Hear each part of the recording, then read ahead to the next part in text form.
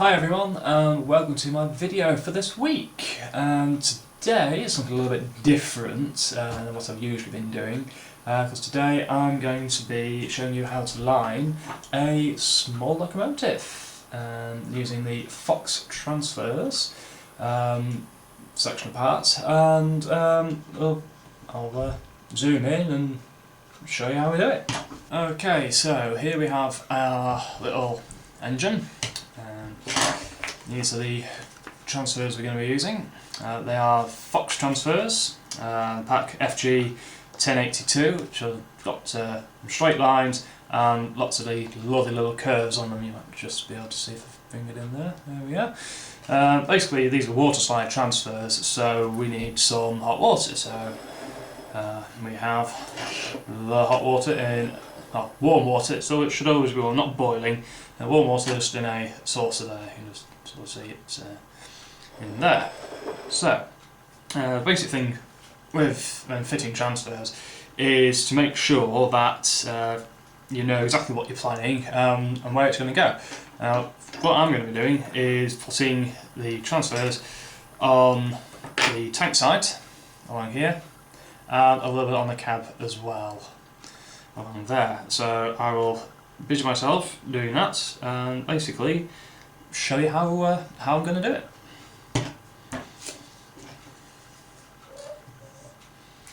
So I've got the transfer sheet. Now I'm going to start off with a tank to begin with, so we want two long lengths of the straight sections. So I'll start off with one.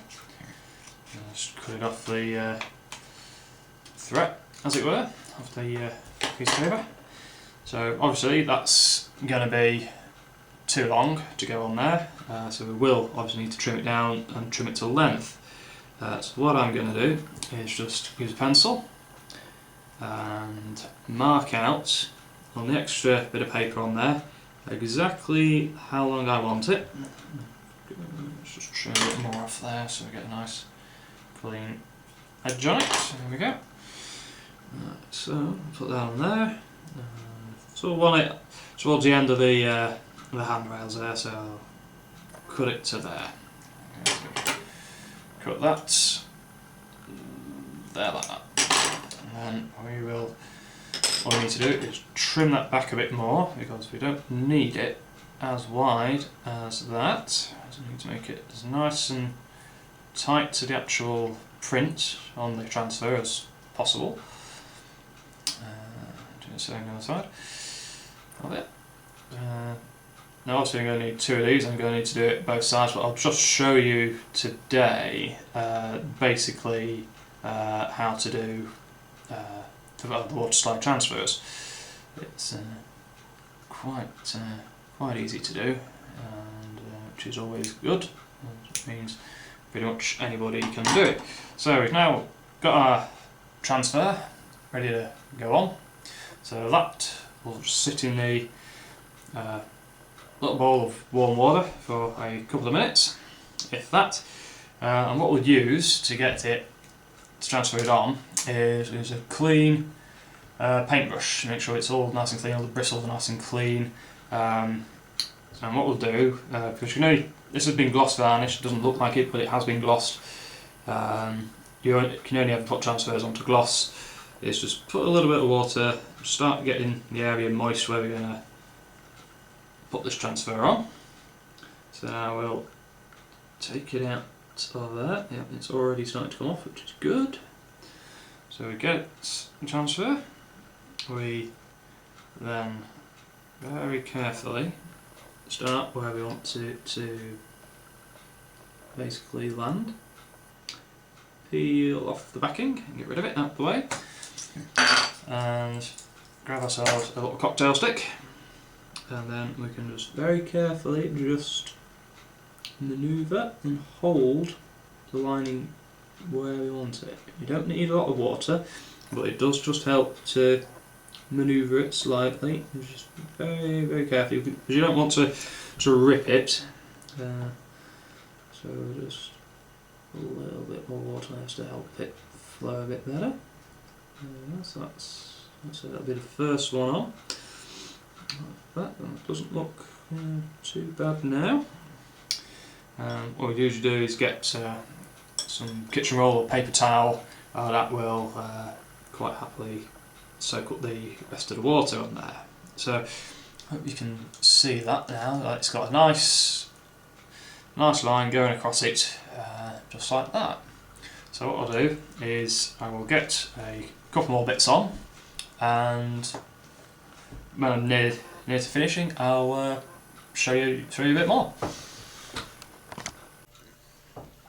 Okay, so now you might be able to see there that I've got the top and the bottom transfers on, and the little corner ones. So now we're just going to add the side ones, which will just hopefully then finish off the nice lining for around the tank. So let the transfer sheet in.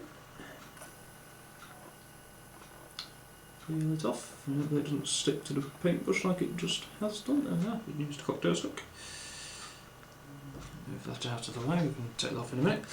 And just using the cocktail stick, I'm just easing it into place, just lining it up. Locomotive lining was never really perfect, and this is going to have a little bit of weathering over it as well at some point in the future, which I'll do on another video. So that's that one in place. So let's get rid of that out of the way. Not disturbing anything. There we go. Go away.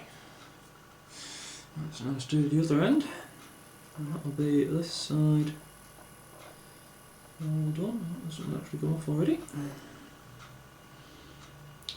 So that, using the cocktail stick, just hold it in place, and then just wiggle it around. I've got these two at the wrong end, but never mind. Just gently move everything into place. It'll all line up and match, because the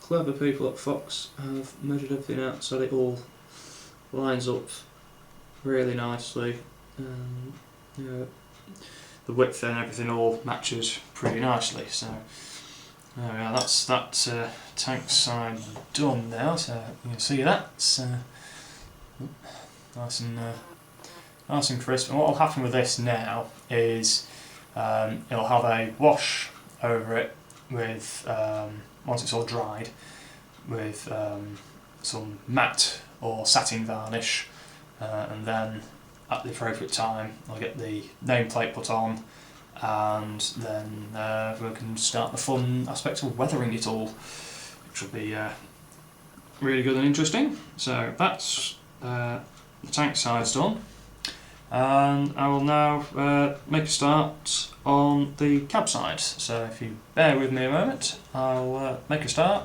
and bring you back in. Okay, so hopefully you can see there that I've started by putting the corners in first, and this just allows me to make it easier in some ways, because I can then put the straight lengths in the right place and just basically join the dots. As before, it's a dead simple process. You just measure out, cut to length, a little bit of warm water, let it fit in, and away you go. You just take your time with it, and then once it's dry, it's on there. And you see the tank side's pretty much dry. Just try not to handle it too much with the transfers on until they're sealed in. You do need to seal them in, because otherwise they do move, they will come off. Just a quick blow with some clear varnish, either very carefully brush painted on, or through an airbrush will seal them in quite happily. Then you can handle it to your heart's content. Really, so I'll just put all these in, and then I'll show you the end result for that side. Okay, so there we go. We've completed one side of the lining. Obviously got to do the other side of the engine as well yet. Well, that's probably going to be, I'd say, quite adequate for an evening's work. It's taken us about half an hour or so to do to do all this, because there's quite a bit of intricate detail around there. Occasionally the transfers, because they are so thin, they will unfortunately snap, so you end up with little breaks in them. You can probably see one or two just around there somewhere. But it's gone on quite nicely. I've always been impressed with Fox's transfers, and I'm sure that if you've used them in the past, that you've probably very happy with them as well. So that's pretty much it. So that's how I do transfers on all little engines like that, as well as big engines and wagons as well. What I'll probably do next week is I'll hopefully be able to show you the rest of the engine fully lined out, hopefully maybe even with nameplates on it, and hopefully maybe see if we can do some weathering on it, which again will be quite interesting because we're using a couple of reference books, and we should have it really nicely weathered for proper industrial use. So I take videos every Thursday. Make sure you hit subscribe, follow me on Twitter, ask any questions that you want, and I will see you next week. Bye!